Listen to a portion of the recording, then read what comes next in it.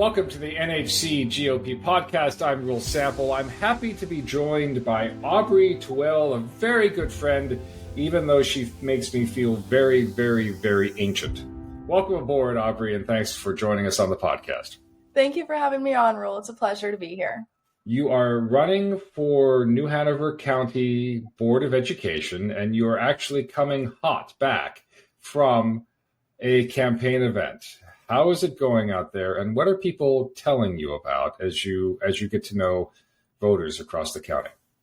Yeah, so this has just been a great experience so far, getting to meet families, parents, children, teachers, staff, and just getting to interact with the community and hear exactly what they think are the most important issues. Something I hold really close to my heart, and what I think it means to be a true elected official is really representing the voice of the people who voted for you and people who didn't vote for you, because you represent an entire host of people. Some people maybe won't vote for you, but you still represent them as an elected official. And so getting and having those conversations with everyone and hearing what they care most about is something that's really important to me. I want to get a tough question out of the way first, is that you are the youngest candidate on the ballot. Why should people trust you with their kids? I think that's a really good question. And people have brought that up to me countless times.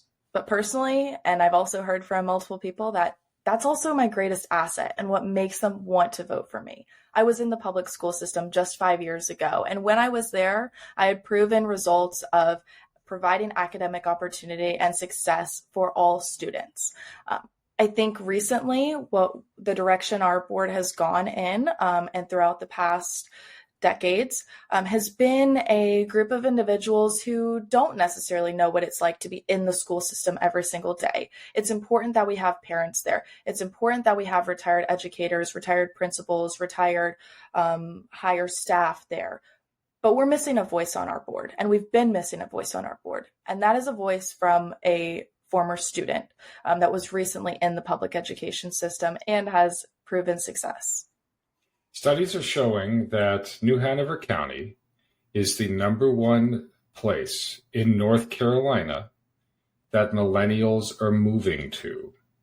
How are you going to reach out to specifically those of the millennial generation and younger as they bring people to this area? What are they worried about?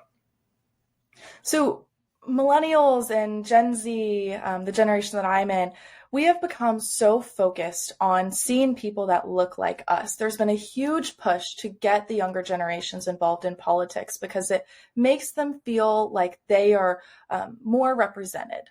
And so all of my friends from across the country have just been so encouraging of this, because this is something that a lot of young people want to do, but maybe aren't in the right position to do so. Maybe they have young kids and can't donate the time to this. And so I'm just very fortunate that I am in this position and that I've gathered so much support from the younger generations, and I look forward to being a voice for them, but everyone as well. We are facing a big division in the school board and the administration. Sometimes it feels as if you've got all these camps that are just kind of congealing around each other, and they're not really talking to each other anymore. They're just throwing bombs at each other. What are you going to do about the splits, the divisions, the cross purposes between, say, the school board and the school administration that handles the day-to-day running of the county schools? I think that's something that's really important, because unless we are able to foster an environment where everyone feels trusted, they feel like their higher ups are being transparent with them. I think that that's truly the only way that we are going to succeed as a school system. I've spoken to many teachers, staff members, from all sides of the aisles, and they are scared for their jobs. We are functioning in an $11 million deficit. And these teachers and staff members are going to work every day, and they're giving their each and all to our children, our students. to educate them. But they go home and they think in their heads when they're talking to fellow staff members, they say, are we going to be here next year for the 24-25 school year? And that's a really hard reality to come to. And so I think it's important that we let our student-facing positions know, our teachers, our staff members that interact with students every day, that they will be here to stay, because we cannot afford to cut positions in those areas. I don't know if you know this or not. I was actually shocked when I found this out, but do you know how many people we have working in our HR department for New Hanover County Schools? I don't. 26 individuals. 26 individuals. Wow. Working in one department in central office. That blew my mind. That is looking at all sorts of departments that are functioning like that. I'm sure they don't need 26 people in that department to function, and to function good and like they should. Yeah. And so I think it's important that we look at all of these departments that aren't necessarily interacting with students every day, because we have $11 million we have to make up. And that is where we need to do it. We can't sacrifice the academic opportunity and success of our students. One of the hot topics right now, it's being talked about by a variety of commissioners, the school board members, is the Mosley School controversy of bringing in what they are calling a welcoming school. And what's your take on all that? In what direction should the school board go in this kind of school? Well, first off, I was in a school board meeting, and I heard from these Mosley students and how much that environment and that program meant to them. And it truly broke my heart to see some of them were crying giving their speeches. And that touched me. It really broke my heart. More of all of that in just a second. Bidenomics is hurting everyone. The high cost of fuel, the high cost of groceries, even insurance rates are going up. So we are begging you, if you have to make a choice between taking care of your family and giving to the GOP, please take care of your family. However, if you can spare it, we ask that you join our 15 for Freedom program. That's $15 a month for 15 months. Will help us get Republicans elected to the county commission and the Board of Education here in New Hanover County, put a Republican in the governor's seat, and take back that White House. That's 15 for Freedom at newhanovergop.org/15. Please consider joining us today. We need you. And then I was in another board meeting, and I heard, not a lot of people caught this, it was at the very end of the meeting, one of the board members, who I wasn't expecting to ask this question, asked Dr. Faust, how long had you been planning to get rid of Mosley and implement this newcomer school? His answer, 2021. We are now in the year of 2024, so that is at least 2.5 years that he has been planning to get rid of this school.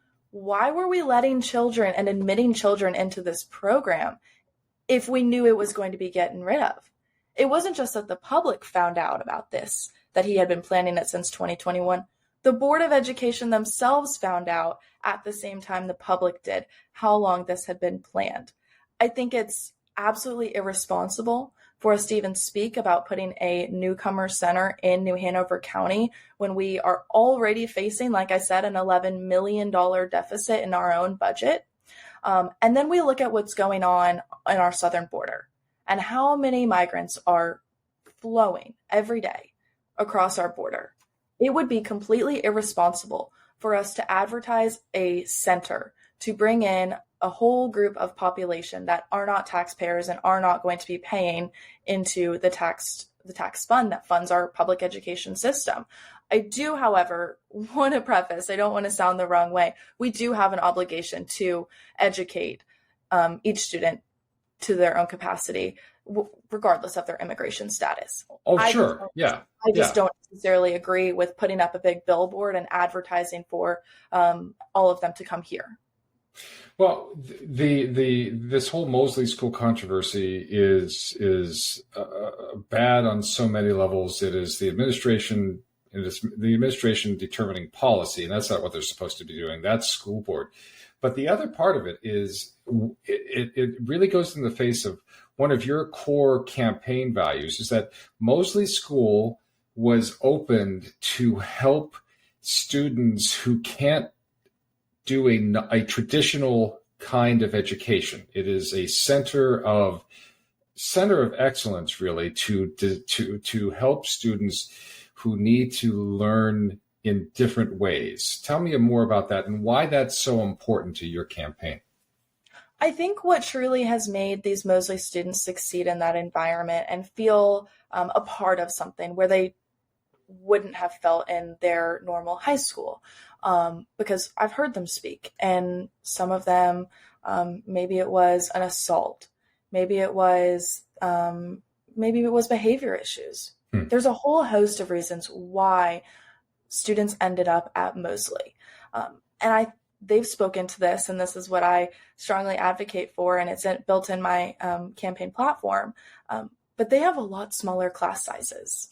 And something that I actually did when I was in school is I would go into classrooms. I was doing dual enrollment, and college classes don't go every day. And so during my blocks, during the school day where I could have gone home, I could have gone somewhere else, I could have gone shopping or something like that, I went and served in a classroom, being an extra body in that classroom. I wasn't in the AIG honors classrooms. I was in a classroom where kids were struggling in school for a variety of reasons. And having an extra body in that classroom promoted accountability.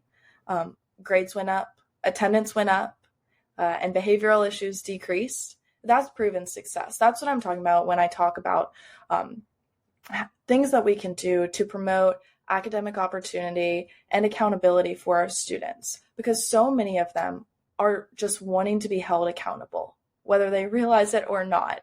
And that is something that makes a good, productive citizen. That is what the public education system is supposed to be doing, is preparing our students, educating our students, and preparing them to be successful citizens.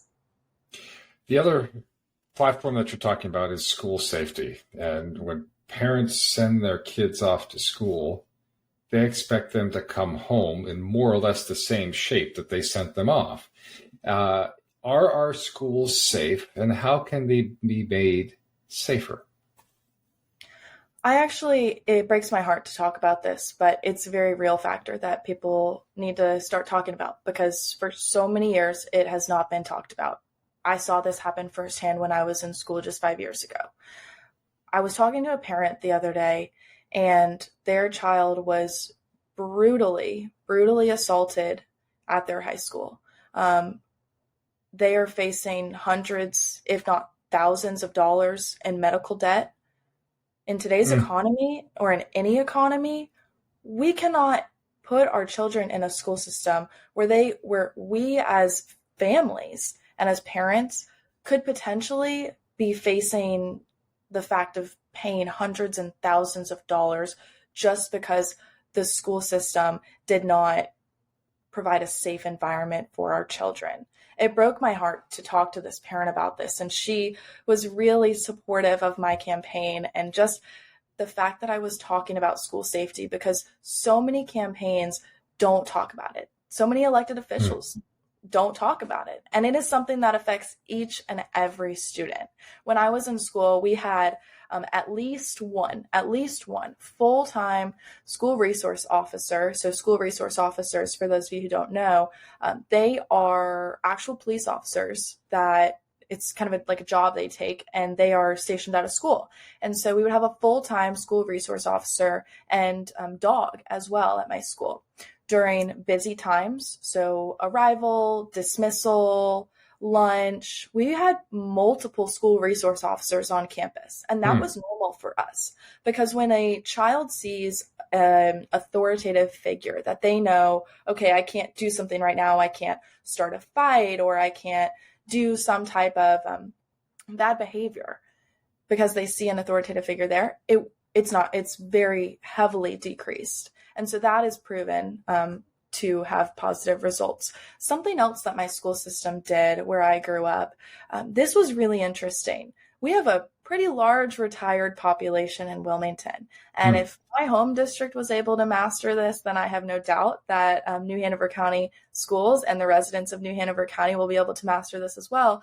But we would have volunteers come in from the community, and they would stand in the hallways during class changes, because during class changes, there's a lot of kids bumping into each other and stuff happens then.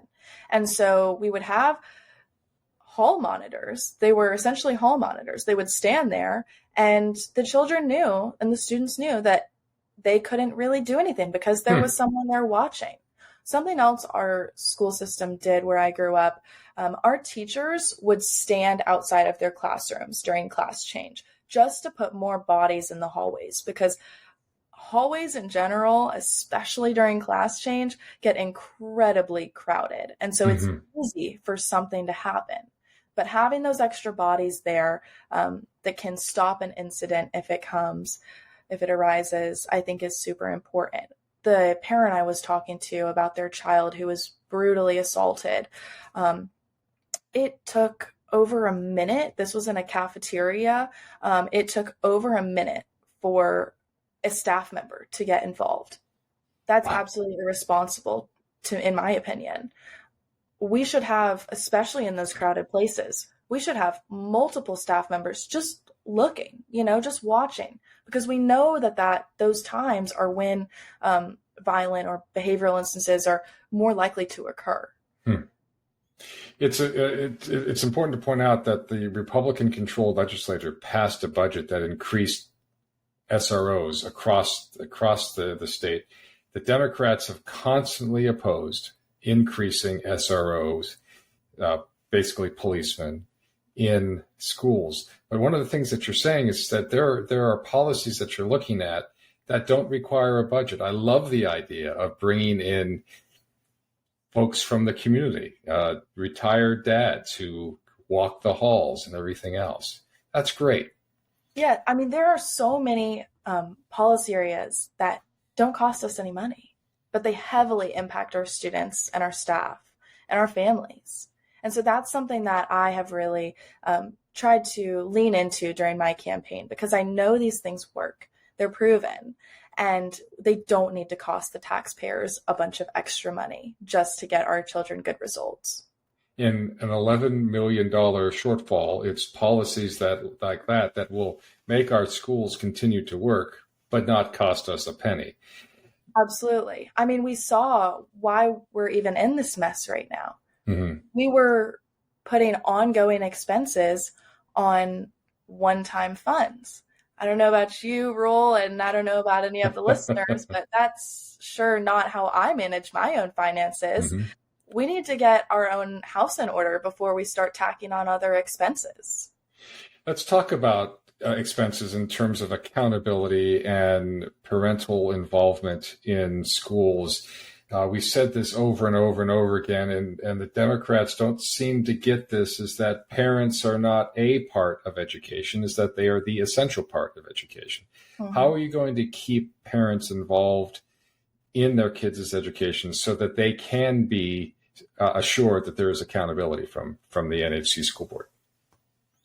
I think that's a really interesting question. And truthfully, we need to get parents more involved through a variety of avenues, whether it be volunteering, coming to different events. I was at, the other week, I went to a program showcase for the whole county. And it was an amazing opportunity. They had elementary programs there. They had high school programs there. And it was just such a nice experience to get to see all of these programs, see all of these parents interact with the staff members at these schools, and really truly get to hear exactly what those programs are. I think something that we could be doing better in the school system, there are a lot of students, and another parent I was talking to, their child doesn't necessarily exceed in the traditional school environment. And they never heard of Mosley as an option. Hmm. And so they ended up pulling their child out of public school because it just wasn't working. So are we being transparent with our parents? Are we notifying them of all the options our school system does have? I think Hmm. that's a good avenue that we could explore further. You are running in a primary with 5 people running for 3 spots. The primaries are coming up. Why should Republicans choose you? I love getting this question. But I think it's super important. Like I said earlier, we've had voices on our board. We've had parents. And I think that's absolutely phenomenal that parents have gotten involved and earned seats on the board. We've had former staff. And I think that's absolutely great that we have people with experience on these boards. But we're missing a voice on this board. We're missing the voice of someone that was just in the public education system, that is young, that is fresh with ideas, and can provide new solutions to old problems. Before I give you the last word, how can people get in touch with you and support your campaign? So for anyone that wants to get involved in the campaign, you can visit aubreyforschools.com. You can also visit my Instagram and Facebook accounts. They are Aubrey Tuell for Schools. I would really appreciate the engagement there. Stay tuned. We will be having a few more events. I'm actually having an event. I just had one this past weekend. And so I look forward to hopefully seeing you all at events soon. I'm already seeing your signs up around town, so Aubrey's been out there already active. I'm going to give you the last word. Well, thank you, Rule. First off, I just want to say thank you for having me on, and thank you to everything that the party has done. I was the former secretary for the county party, and so I know the work that goes in from the county party, and I just want to thank you and thank all of the volunteers that make the wheels run. But I do just want to say I would really appreciate your support. If you'd like to donate, you can visit aubreyforschools.com. If you'd like to volunteer, you can also visit my website. But I am looking forward, when I'm elected, to promoting academic opportunity, school safety, and accountability in our schools.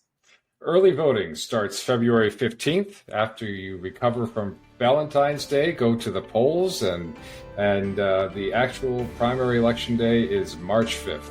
Aubrey Tuell, all the best. Thank you for joining us. Thank you, Roel.